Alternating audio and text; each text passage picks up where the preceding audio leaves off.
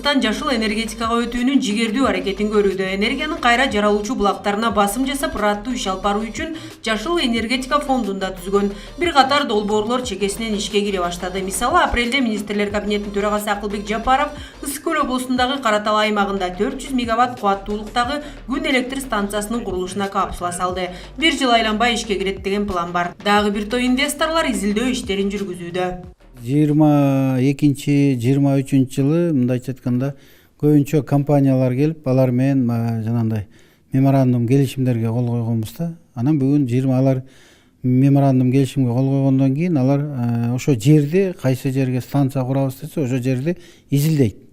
Күн энергиясы канча убакыт ийет, таң аткандан кечке чейин, канаттууларга чейин изилдешет да. Жердин астындагы жанагындай жаныбар, курт кумурскалардын баарын изилдеп, ошол бүгүнкү күндө мына изилдөөлөрү бүтүп, мына иштерин баштап атат. Мамлекет башчысы Садыр Жапаров тиешелүү мекемелердин алдына Кыргызстан жашыл энергия чыгарган өлкө болушу керек деген тапшырма койгон. Себеби акыркы жылдары климаттын өзгөрүүсү менен гидроэнергетика жаатында абалдын оорлошуусу, 3 миллиард киловатт-саат таңсыктыктын пайда болуусу да буга себеп. Атүгүл 2026 жылдын декабрына чейин өзгөчө кырдаал режими да киргизилген. 27 жылга чейин жана бизде 3 миллиард киловатт-саат жетпейт деп атабыз. Ошол жетишпеген электр энергияны жабышыбыз керек. Анан жашыл энергияга өтүшүбүз керек да. Бүгүнкү күндө гидроэлектростанциялар бул жашыл электр энергия.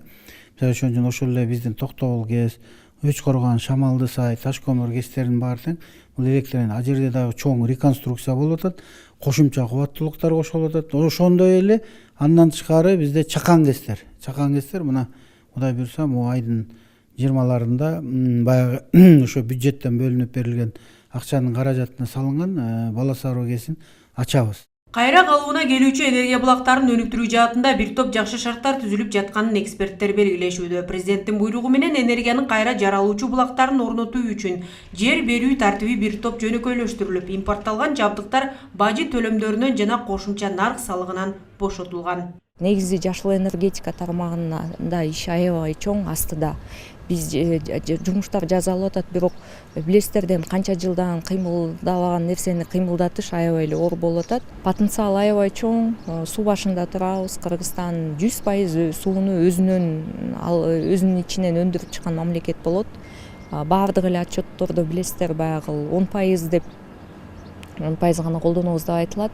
Бирок мен ойлойм, эми азыркы климаттын өзгөрүшү менен 10% эмес, бир 20% деле колдонгон болсок, ар жагы 80% калып атат.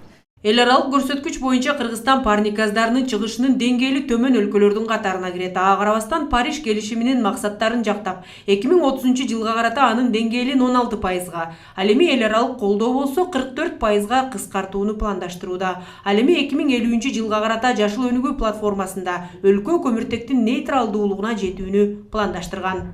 Бул максаттарды ишке ашыруу үчүн Кыргызстан энергиянын кайра жаралуучу булактары чөйрөсүндөгү, анын ичинде гидроэнергетикалык станцияларды куруу боюнча долбоорлорду ишке ашырууга ниеттенүүдөбүз.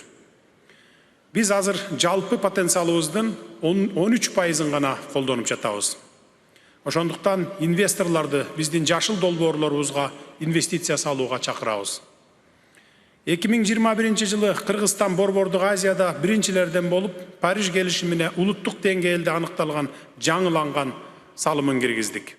Жашыл энергетикага өтүү менен Кыргызстан климаттык өзгөрүү жаатындагы эл аралык милдеттенмелерин аткарып, мамлекет жана жеке сектордун экономикалык мүмкүнчүлүктөрүн кеңейте алат. Ошондой эле энергиянын кайра жаралуу булактарынан алынган энергия абанын булганышын азайтат. Акмарал Сабатар, Азамат Жапаков, Ала Тоо 24.